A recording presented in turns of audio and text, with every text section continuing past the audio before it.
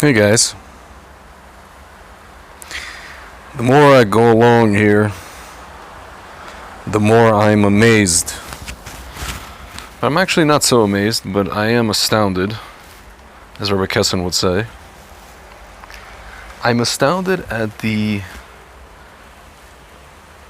just glaring lack of self-awareness by the leaders of, or the supposed self-appointed, and they are self-appointed leaders of this land called Israel. I wouldn't even call them leaders. I would just call them politicians who happen to be sitting in a building, pretending to be leaders, or pretending to be our leaders and posing as leaders and imposing their will and kind of the illusion of power onto us. Just one second, guys, let me clean this. So, what am I talking about? Today, a bill was voted on in the Knesset. The bill was to extend a law that would ban Arab residents of Judea and Samaria and Gaza from being granted citizenship if they marry a citizen of Israel. Let's assume that most of the time it's an Arab citizen of Israel. The bill was not passed. So the people that voted for it were many people in Bennett's camp. And it was expected that people supposedly in the right-wing side of the political spectrum, even if they're in the opposition, would also vote for this bill to extend this law. And they did not. The people who did not are the people who you normally would expect to vote yes. These were Bibi, some of the Haredim, some of the people in the religious Zionist party, and so forth. And these are the same people who went on to, after this bill did not pass, it was 59-59 with abstentions from some Arabs, interestingly enough. The people were screaming at Bennett, at the government, the coalition. They were screaming, "Busha, busha," like shame, shame, shame. Like in unison. And I'm just sitting here watching this. A lot of people, I'm not the only one, but all I could see was basically this, it's basically equivalent to cutting off your nose to spite your face. And my friends, I'll tell you, if you think that the 3 weeks are not a real thing, I will just tell you to think again. And I have a feeling that these people, it's almost as if they have no idea what happened during these 3 weeks. They have no idea that, what sinat hinam, baseless hatred, and infighting led to the destruction of the temple. They have absolutely no idea.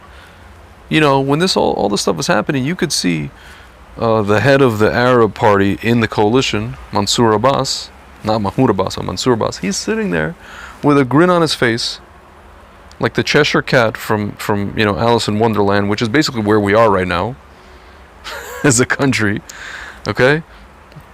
And he's loving this. He's just going to sit back and watch us, or at least these people in the Knesset, destroy each other. And my friends, the irony of the whole thing is that Bibi thinks that this is going to be a ploy, this is going to be his way of taking down this coalition, because there might be a no confidence vote, because if they see that this coalition can't pass important bills or reiterate or renew laws that already exist on the books, then they can't exist as a government, as a coalition. So he can say, well, okay, I'm calling for, that's it, no confidence vote, new election. But the irony is, my friends, there are murmurings in his own party, in Likud, that he's basically losing his grip on power. So now, there's one of two choices. Either we could sit around and go through, as even Bennett mentioned, and many other people said, we can go to the 20th election, we can go for another 15 elections, keep having elections until we're blue in the face, until, I don't know, Mashiach comes or something like that. Or Bibi can be, either he can step aside, which probably won't happen, or he can be forced out and someone else can take his place in Likud, or a new party can become kind of the new Likud, the new brand. But my friends, what's incredible to me is that here we are, we're coming up on Rosh Chodesh Av, this Shabbat, and these people are sitting and screaming busha at each other, when they're, in reality they're supposed to understand that if they don't pass certain laws, it's going to be literally against the security of the state of Israel. They're playing politics, they're playing with fire. They're thinking that, okay, we're not going to pass this law, and in the next go around, it's kind of like what the Democrats do in the States. They don't help out, they don't vote for bills that Republicans bring up, even if it's a good idea. Why? Just so that Republicans don't get a win, to not give them credit for something good. And then what do? They go and they pass those laws themselves when they're in power. It's the ultimate cynical move. But in this particular case, for Israel, there are security ramifications. And I guess the people that are involved in playing these games, they're hoping that, the government will fall very soon. They'll come into power and they'll do what they have to do. They'll pass the laws that they need to pass, that they didn't want to, or they were playing around with this time around. My friends, the irony is that in these situations, especially at a time like this, during the 3 weeks, where we know Jewish history is like a broken record, it's like a spiral, and these things happen over and over and over again. We're just not learning. And what's amazing to me is just the intransigence.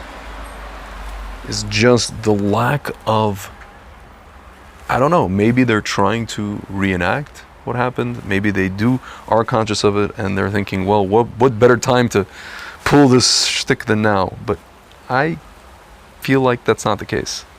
I feel like they lack awareness, and I feel like they are just, going through the same song and dance that this nation has gone through in previous generations in this time of the year. Whether it's, our expulsions, whether it's Gush Katif, whether it's big tragedies, it just goes on and on and on. And now that we have our own state, we're basically doing ourselves in with this behavior. And frankly, I think the only thing, our only saving grace at this point is just going to be Hashem and the rachamim and the mercy that He shows on us for just being so stupid. Again, for chomping off our nose to spite our face. This is essentially what we're doing right now. And honestly, my friends, it's interesting. I spoke to Professor Mordechai Kedar 3 weeks ago, and I asked him, just off the cuff, I said, how long do you think this government's going to last? And he knows, Bennett very well. They live in the same town. And before he answered, I said to him, I think it's going to last till Rosh Hashanah. He goes to me, Rosh Hashanah? And this was 3 weeks ago. He goes to me, this government's going to last weeks. Rosh Hashanah, he goes, you're being very generous, my friend. This government is going to last for weeks. And my friend, he didn't know how it was going to, be removed or be toppled.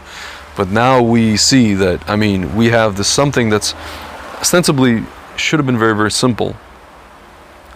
But if they can't even do this, if they can't even pass a law or extend a law that already exists on the books, a law that is for the security of the state of Israel, my friends, then it stands to reason that they can't do other things. Much more, just new things that need to be changed, changing the status quo. And I think that, I'll tell you guys something, I think we'll see something interesting either in the run-up to Tisha B'Av or shortly after Tisha B'Av. I think it will be for the better. I'll tell you guys a little secret. I spoke to Rabbi Kessin yesterday, and he basically told me that he kind of all but lost hope in Gideon Sar, which is crazy. And he told me, I really want to get a hold of Jonathan Pollard. He told me, wouldn't it be something if the man who was locked up for 30 plus years by the American government would get to some sort of prominent, political status or power, position of power, but not just power, but actual responsibility and, leadership. And then he would go to visit the States as an Israeli official. Wouldn't that be something? Talk about a modern day Yosef story. And so, my friends, and I said, well, listen, I said to the rabbi, I said, Jonathan Pollard maybe just be tired. I don't think he wants to get into politics. Some people have approached him about this.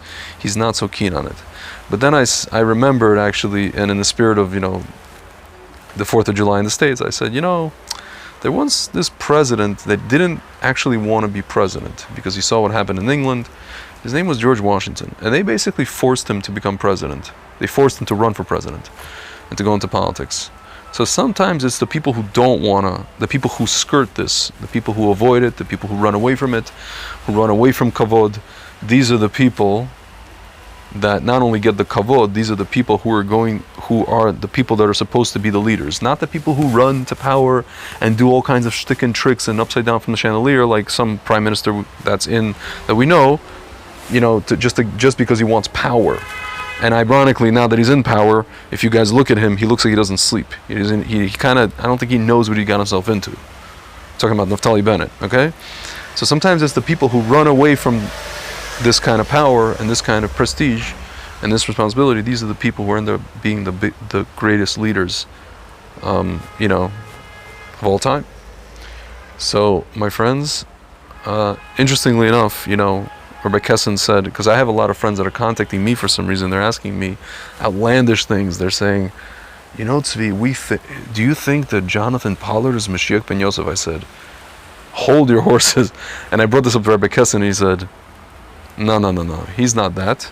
But he said he could be a transition guy. And then he just went on about Gideon Sar, and he was very upset. He was very upset with what Gideon Sar did, or has been doing. Again, ultimately we don't know the long game. Maybe there's something on the horizon, but I don't know, my friends. Let's see what happens. I can see Paul getting fed up with what's happening. Yeah, maybe because he's fed up, he wants to change things, but who knows? Who knows what lies in the hearts of men? But anyway, guys, that's the story. Hopefully, as I said before, Rav Kook used to say, our foibles and our flaws and our problems are great, and just even greater are our consolations and our, redemptions. So here's to the redemptions, and, here's to being able to drink wine on Tisha B'Av, which actually we can't, but maybe we'll be able to. And with that, I say to you guys, L'chaim, l'chaim.